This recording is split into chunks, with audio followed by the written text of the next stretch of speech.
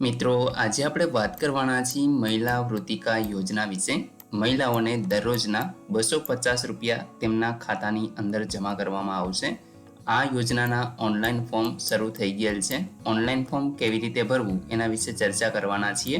યોજનાનો લાભ કોને મળશે, તે ઉપરાંત ફોર્મ ભરવા માટે તમારે કયા ડોક્યુમેન્ટની જરૂર પડશે, આ તમામ માહિતી તમને આ વિડીયોની અંદર આપવાની છે.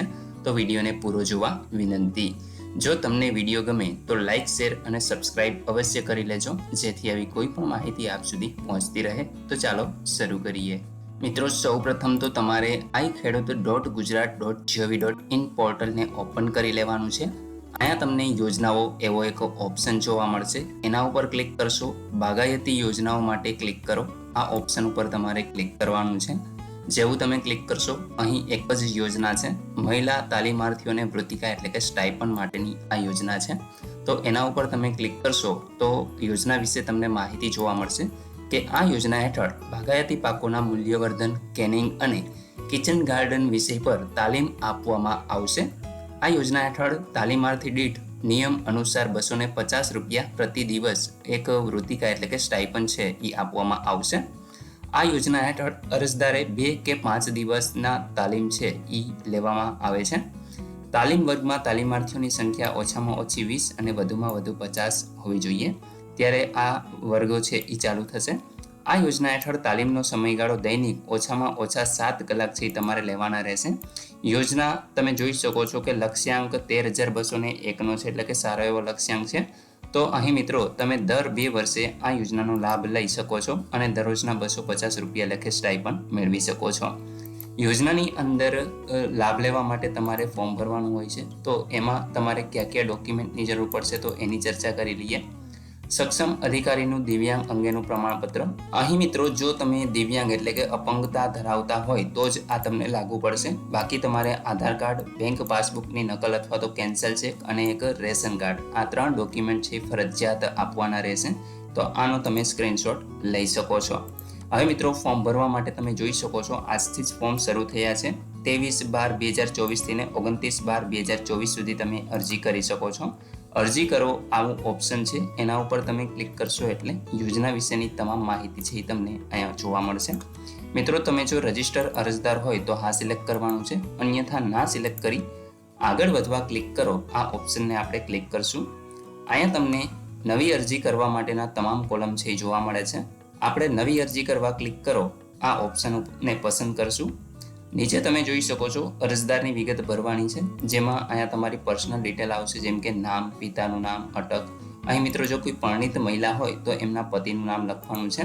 બાકી મિત્રો તમે આ ડિટેલ છે ભરી શકો છો, જેમ કે જિલ્લો, તાલુકો, સરનામું, પિનકોડ, આ બધી બેઝિક ડિટેલ છે. અહીં આગળ લિંગ તમે સ્ત્રી એટલે કે આ મહિલાઓ માટે જ છે, તો અહીં આગળ તમારે સ્ત્રીઓ સિલેક્ટ કરવું જોશે, એટલે કે મહિલાઓ જ આ યોજનાનો લાભ લઈ શકે છે.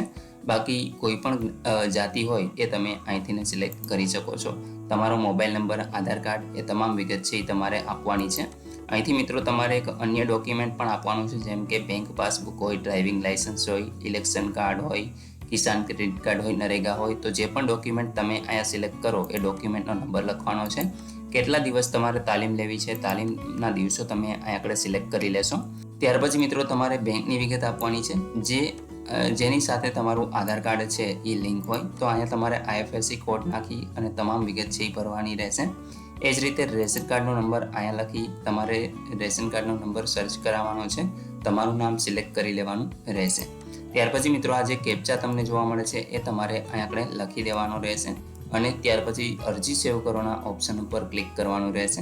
એટલે મિત્રો તમને એક એપ્લિકેશન નંબર છે એ આપવામાં આવશે, જેને તમારે સાચવીને રાખવાનો રહેશે. ત્યાર પછી મિત્રો અહીં તમે નીચે સ્ક્રોલ કરાવશો તો તમારે તમારી અરજીને કન્ફર્મ કરવાની છે. તમને લાસ્ટમાં મળેલો અરજી નંબર આ ખાનામાં લખવાનો છે. જમીનનો નંબર અથવા તો તમારે રેશન કાર્ડ નંબર આપવાનો છે. અહીં આપણે તમે જોઈ શકો છો કે તમને જે આ કેપ્ચા જોવા મળે છે એ લખી અને અરજી સર્ચ કરાવવાની રહેશે અને ત્યાર પછી તમારે અરજીને કન્ફર્મ કરી દેવાની છે અને એ જ રીતે તમે અહીંથી પ્રિન્ટ પણ મેળવી શકો છો. તો મિત્રો આ તો હતું ઓનલાઈન ફોર્મ ભરવાનું. હવે આપણે જોશું કે તમે આ અરજી કર્યા પછી એનું સ્ટેટસ કઈ રીતે ચેક કરી શકો છો. તો મિત્રો ફરી પાછું તમારે હોમ પેજ ઉપર આવી જવાનું છે. અહીંયા તમે નીચે સ્ક્રોલ કરાવશો તો જોઈ શકો છો અરજીનું સ્ટેટસ તપાસો અથવા તો અરજીની પ્રિન્ટ મેળવી શકો છો. તો આ ઓપ્શનને આપણે ક્લિક કરશું અહીંયા આગળ મિત્રો તમારે છે એ વિગત આપવાની રહેશે. અહીં મિત્રો સૌપ્રથમ તો તમે કઈ યોજનાનું સ્ટેટસ છે એ જોવા માંગો છો, તો આપણે અન્ય યોજનાઓને સિલેક્ટ કરવાનું છે. કયા પ્રકારથી ને તમે જોવા માંગો છો, જેમ કે અરજી ક્રમાંક પરથી કે પછી રસીદ ક્રમાંક પરથી. તો આપણે અરજી ક્રમાંક મળેલો છે તો અહીંયા તમારે અરજી ક્રમાંક નાખવાનો છે. આ જે કેપ્ચા તમને જોવા મળે છે એ લખવાના છે. અહીં તમારા મોબાઈલ નંબર અથવા તો આધાર કાર્ડના છેલ્લા 4 આંકડા છે એને નાખવાના છે અને અરજી સ્ટેટસ તપાસો આ ઓપ્શનને ક્લિક કરશો એટલે તમે અરજીનું સ્ટેટસ જોઈ શકશો. અને જો તમારે પ્રિન્ટ મેળવવાની હોય તો બાજુમાં તમને ઓપ્શન જોવા મળે છે રીપ્રિન્ટ, તો આ ઓપ્શન ઉપર ક્લિક કરશો તો તમે પ્રિન્ટ પણ મેળવી શકો છો.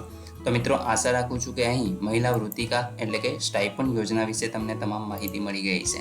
તેમ છતાં પણ કોઈ પ્રશ્ન હોય તો કોમેન્ટ દ્વારા પૂછી શકો છો. વિડીયોને લાઇક કરજો, તમારા મિત્રો સુધી શેર કરજો અને ચેનલને સબસ્ક્રાઇબ કરી લેજો, જેથી આવી કોઈ પણ માહિતી આપ સુધી પહોંચતી રહે. વિડીયો જોવા બદલ આપનો ખૂબ ખૂબ આભાર. મળીએ એક નવા વિડીયો સાથે. ત્યાં સુધી જય હિન્દ.